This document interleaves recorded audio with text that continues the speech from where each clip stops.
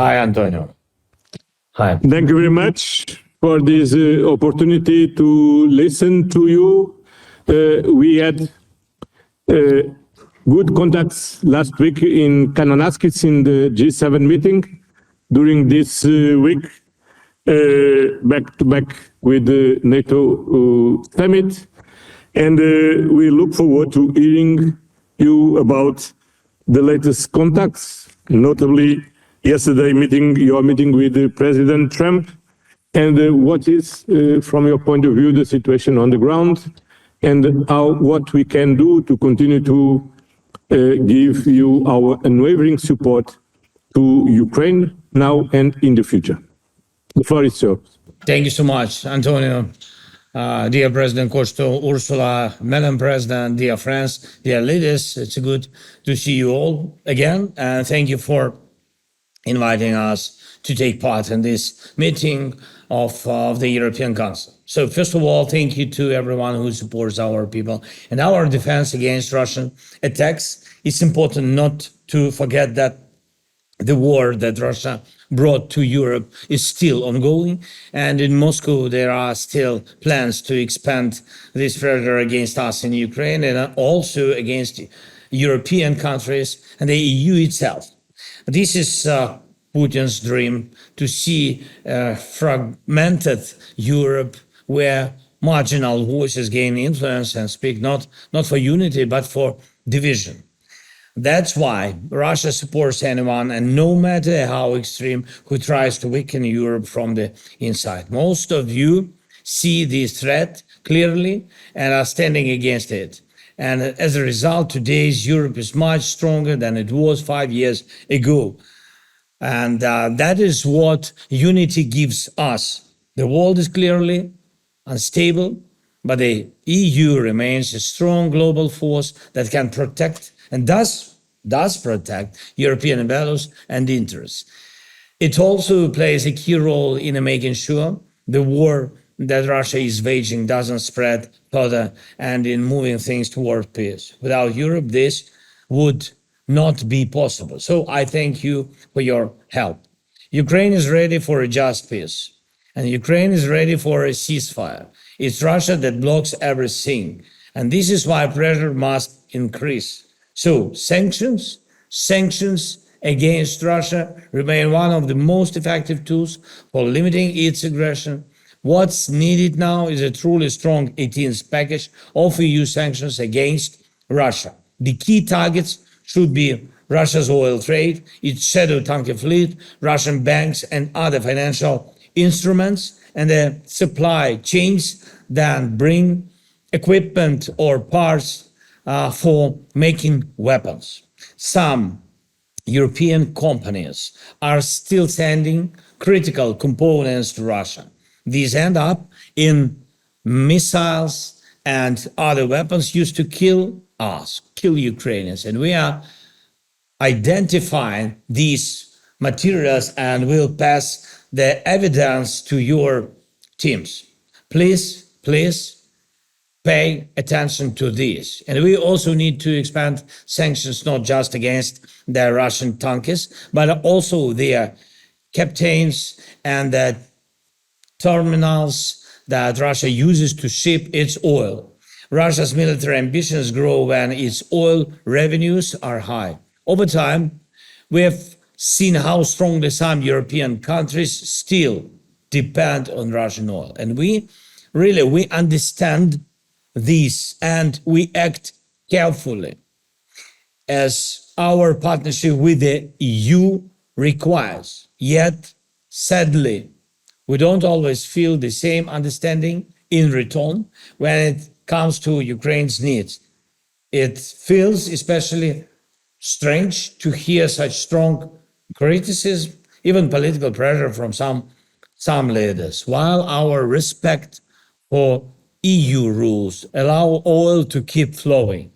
And we should all think about that. Either we all follow the same EU rules, or there will be fewer advantages for everyone. The facts are clear. For Russia's appetite for war to shrink, its oil revenues must shrink. So please support further steps to lower the price cap on Russian oil. And a cap of $45 could help move toward peace, of course, but for real, lasting peace, and we shared it yesterday, and with all the partners, Europe partners, United States partners, a cap of $30 per barrel is needed to block Russia's ability to fund its aggression. Second, predictability of your support. Predictability is one of the most important resources in today's world, and Russia applies pressure through unpredictability and chaos, and we, on the other hand, must ensure that our defense against Russian aggression remains stable and reliable. This means continuing the freeze on Russian assets and continuing to use those frozen assets to fund Ukraine's needs. We value the EU's SAFE program, Security Action for Europe, and really believe that Ukraine should be a full part of it. After all, we have the most up-to-date, battlefield-tested knowledge of which weapons work best. Ukraine should take part in joint defense purchases and from the EU and the Ukrainian producers. Our defense industries can work as one system that builds security for all of Europe, and this will happen. The recent NATO summit showed clearly, yes, America remains with Europe, but it does so expecting that Europe will build up its own defense capabilities each year. The best way to do this is together. This is a signal from our side. And budgetary support remains vital for us.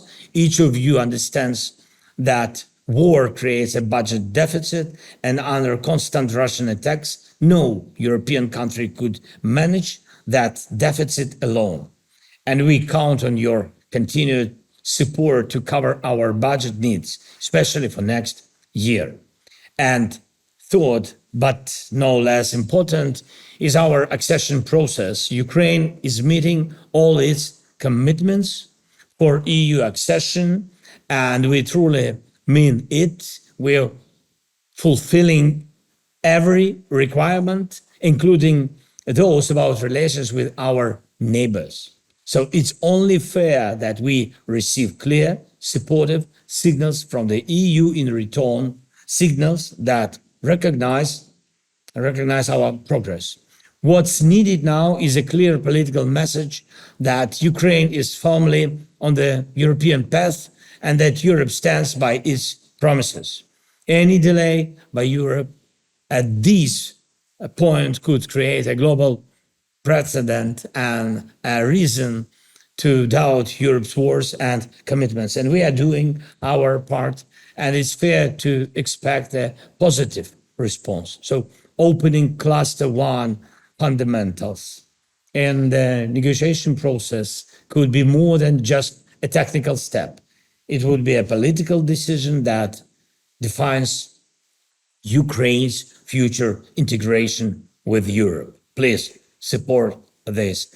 And we are working to be ready on all clusters this year. And of course, and one more thing, what I wanted to share, I want to stress that what we are discussing here is not just politics. It's not just precision. This is what gives motivation, support, and strength to the men and women who are defending their families and our independence against Russia's criminal and unprovoked war. And the stronger your decisions, the stronger our defense, and the closer we are to ending Russia's aggression. Please keep that in mind. Thank you again. Thank you, Antonio. Thank you very much, Vladimir. Thank you so much. Thank you, friends. Bye-bye.